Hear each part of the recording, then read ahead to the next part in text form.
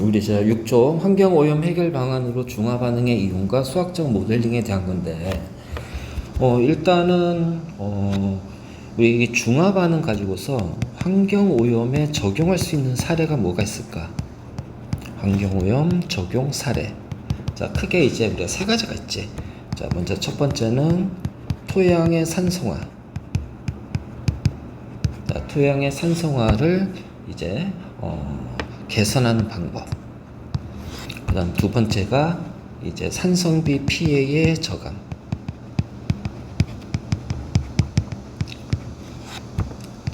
피해를 줄이자는 거죠. 그 다음에 세 번째는 이제 우리 그 산업에서 공장이라든가 이런 산업 현장에서 나오는 여러 가지 폐수. 자, 얘네들을 어떻게 중화 반응을 이용해서 처리를 할 건지. 자, 크게 환경 오염에 중화 반응을 적용하는 것이 바로 이제 요건데, 보통 토양의 산성화 같은 경우는 주로 이제 산성비라든가 대기 오염 가지고서 산성화된 토양이 있을 거야. 그러면 산성화된 토양 같은 경우는 우리 이제 토양에 있는 여러 가지 염기성의 광물 같은 것들을 중화반으로 녹여버리기 때문에 양분을 줄여서 어떤 이제 우리가 이제 그 농작물을 재배할 때 여러 가지 문제점이 발생이 되겠지. 그래서 산성화된 토양에다가 자, 바로 이제 탄산, 칼슘 같은 석회성 물질. 자, 이게 가장 대표적인 중화 반응을 일으키기 위해서 가해지는 염기성 물질이거든. 그래서 이러한 것을 이제 여러 가지 이제 살포를 하는 거지.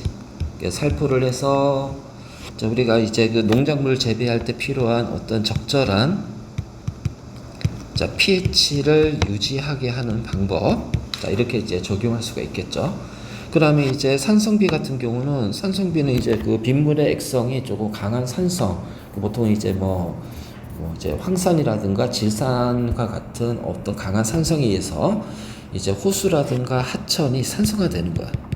그렇죠? 호수나 하천이 산성화가 되게 되면은 자, 이 산성비 같은 경우 이제 얘네들이 요런 산성화되는 경우에 얘도 마찬가지로 이제 중화 반응을 하기 위해서 중화제 역할을 하고 있는 염기성 물질을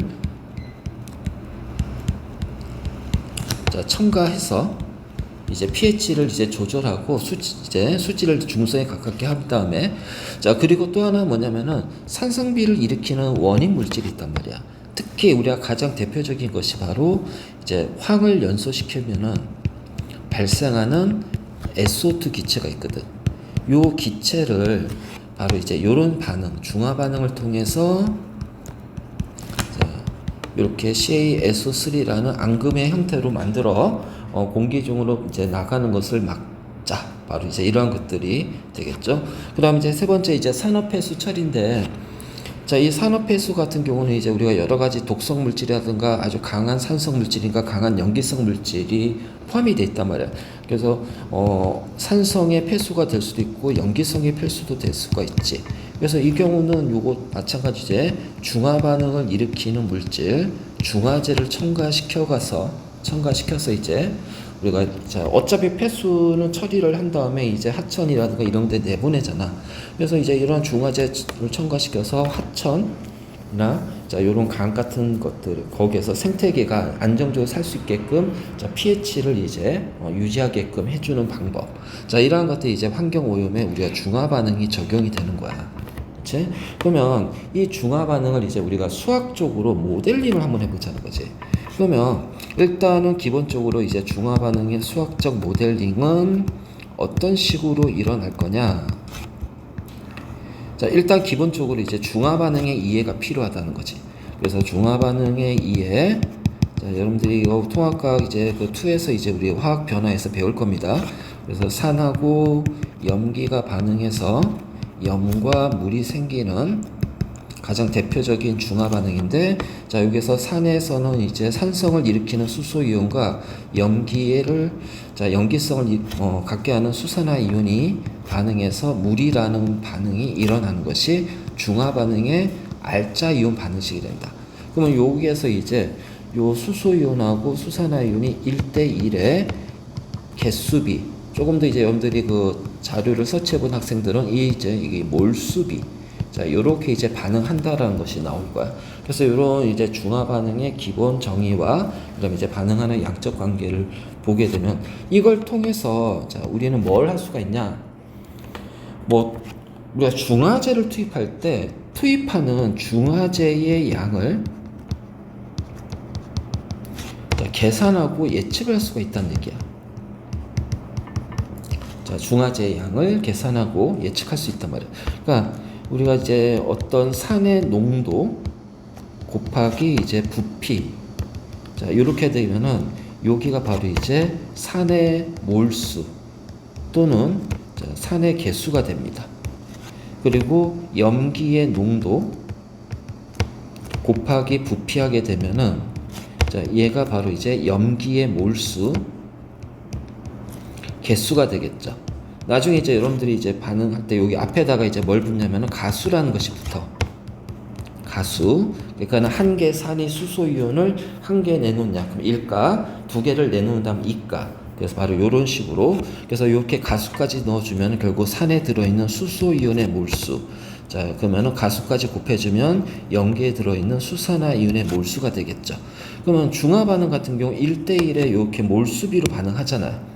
그러니까 몰수비로 반응하니까 얘하고 얘가 1대1로 모두 다 반응하면은 산에 있는 수소이온이나 염기에 있는 수산화이온이 반응하고 남아있지 않으니까 자, 액성은 거의 이제 중성에 가까운 액성을 가질 것이라는 얘기야. 그러니까 결국은 우리가 이제 요 가수 곱하기 산의 농도 곱하기 부피는 가수 곱하기 염기 농도 곱하기 부피. 자, 이것이 같아지게 됐을 때 우리는 이거를 완전 중화가 됐다라고 얘기할 거야.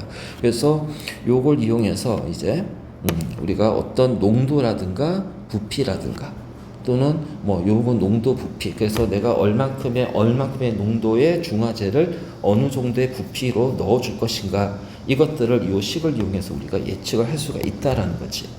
그래서 수학적 모델링 두 번째는 중화 반응하기 위해서 넣어준 중화제의 양을 계산하고 예측할 수가 있다. 그 다음 세 번째가 자, 바로 우리 pH의 변화를 예측할 겁니다.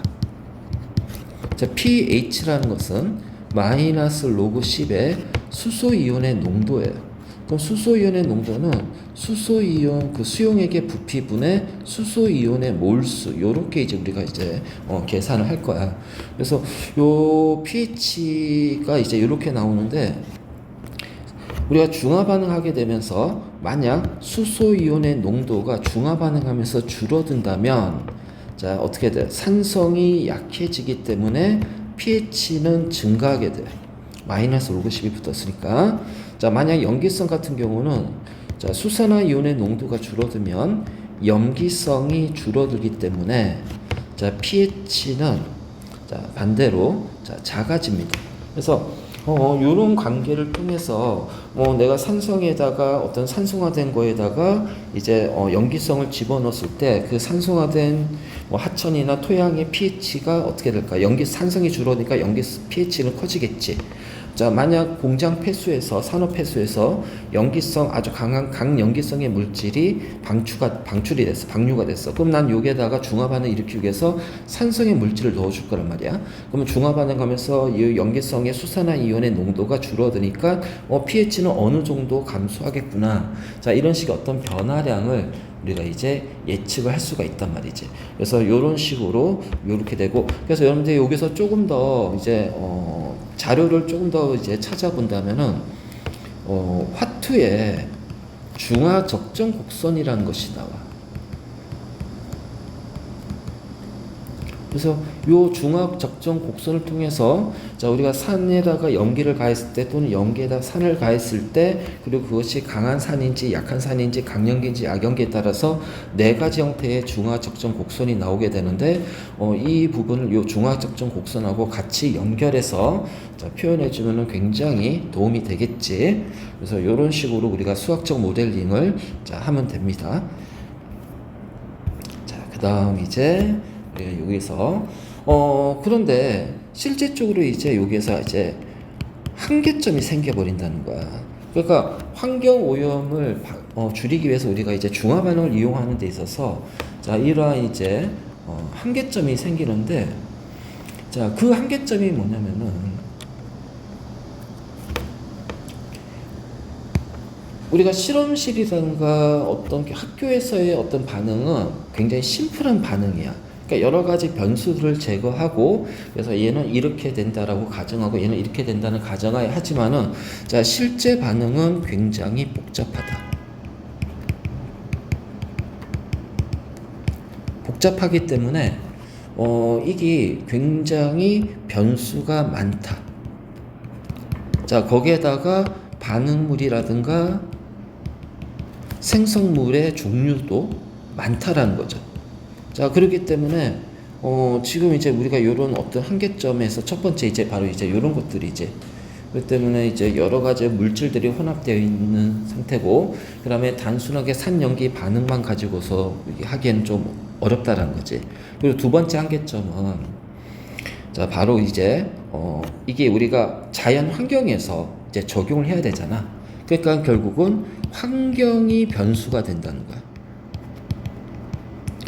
그러면 이게 어떤 변수가 되냐면은 보통 이제 가장 대표적으로 온도라든가 그다음에 이제 pH, 극단적인 pH가 나올 수도 있고, 그다음에 이제 그 수용액에 들어있는 이온의 어떤 이제 세기 정도, 자, 이러한 것들도 이제 영향을 줄 수가 있고, 그 다음에 이제 여러 가지 뭐 어떤 미생물이 이제 존재한다든가, 그래서 여러 가지 미생물의 영향이라든가, 그러니까 이러한 것들을 우리 이제 여러 가지 변수들이 생기다 보니까, 자, 이러한 변수들에 의해서 이제 우리가 여러 가지 수학적 모델링에서 오차가 생기겠죠. 그리고 나서 이제 세 번째는 뭐냐면은 어쨌든 중화 반응도 이제 이 화학 반응이기 때문에 이 중화 반응이 일어나는 반응 속도란 말이야. 우리가 이제 이 반응의 빠르기를 우리가 이제 실질적으로 이제 어떤 예측을 하고 해야 되는데 이 예측의 한계점이 발생이 됩니다. 그러니까 고정된 반응물에 고정된 어떤 산에다가 고정된 양의 어떤 연기를 가하거나, 이제 우리 실험실에서는 이런 식으로 하겠지만은 이거는 어떻게 돼? 지속적으로 어떤 산성의 물질이 유입이 돼서 계속 산성화를 일으키고, 공장 폐수 같은 경우는 산성이나 염기성 물질이 계속해서 나오기 때문에 자, 이거를 우리가 적절하게 재빠르게 이거를 이제 중화제를 투입해서 중화 반응을 일으키려고 하려고 그래. 그런데 이것이 너무나 많은 양들이 지속적으로 하니까 이 반응의 빠르기를 적절하게 중화 반응을 조절해서 하기에는 굉장히 어떤 불리하다는 것이 있지.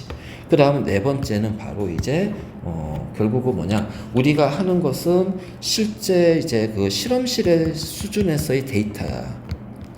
그럼 실험실 수준의 데이터를 가지고서 자, 이거를 실제 현장에서 적용하기에는 바로 데이터의 요 데이터가 충분하지 못하다는 거지. 자, 바로 이러한 것들. 그래서 이 모델 자체가 좀 불완전해질 수도 있다. 자, 그러면 이러한 한계점을 극복하기 위해서는 자, 어떠한 것들을 해야 될까? 자, 그러니까 일단은 이제 뭐냐면 실제 필드 현장에서는 다양한 변수들이 나와요. 자, 생각지도 못한 다양한 변수들이 나오게 되니까 자, 이러한 변수들을 이제 우리가 어떤 요거를 이제 수집을 해서 자, 이거를 이제 네트워크화 시키는 거지. 그러니까 계속 와서 어떤 변수가 나왔어. 그러니까 예를 들어서 온도라는 변수가 해보자 말이야. 그럼 온도가 아침, 점심, 저녁 계절에 따라서 온도가 막 다르잖아요. 그러면 그 온도에 따른 반응 속도가 차이가 나니까 계속해서 그 온도에 따른 우리의 실험 데이터들을 이제 모은 다음에 실질적으로 자, 네트워크화 시켜서 이 변수들에 대한 모니터링을 꾸준하게 하는 거야. 그래서 모니터링을 해서 이제 이와 어떤 변수에 대비를 해줘야 됩니다. 그리고 이제 두 번째는 우리는 이제 실험실 조건에서 이제 수학적 모델링을 했잖아요. 그러면 이제 요거는 이제 실제 현장에서 다양한 변수들이 나오기 때문에 이 현장에서의 적용하기 위해서는 실험실 수준의 이 모델링을 보정을 해줘야 된다는 거지. 그래서 이 보정된 모델링을 우리가 만들어 줘야 된다는 거. 자, 그다음 세 번째, 이제 이 실제 현장에서는 굉장히 많은 데이터들이 나오게 돼요. 그럼 이 많은 데이터들을 분석을 하고 거기에 대해서 우리가 이제 대응을 해야 되고요. 자, 빠른 조치를 취해 줘야 되겠죠. 그러기 위해서는 결국은 이것을 데이터를 모아서 그것을 수치를 모아서 해석한다는 거지. 여러분들이 이제 대학 가면 수치 해석이라는 것을 이제 배울 거야. 그래서 이렇게 한 다음에 이제 컴퓨터를 이용해서 시뮬레이션을 해보는 거야. 자, 그러기 때문에 이제 이러한 어떤 것들을 어떤 객관화를 시켜서 조금 더 바로 이제 이런 식으로 이제 할 수 있고, 그 다음에 네 번째는 제일 중요한 것은 결국 뭐냐, 현장과 실험실의 차이점. 그래서 현장에서의 여러 가지 데이터에 대한 요 해석을 했다면 이것에 대한 피드백을 빨리 해줘야 된다는 거. 그래서 피드백을 빨리 한다면 우리는 이것을 보정을 해줘야 됩니다. 그래야지 오차를 줄일 수가 있다라는 거죠. 그치?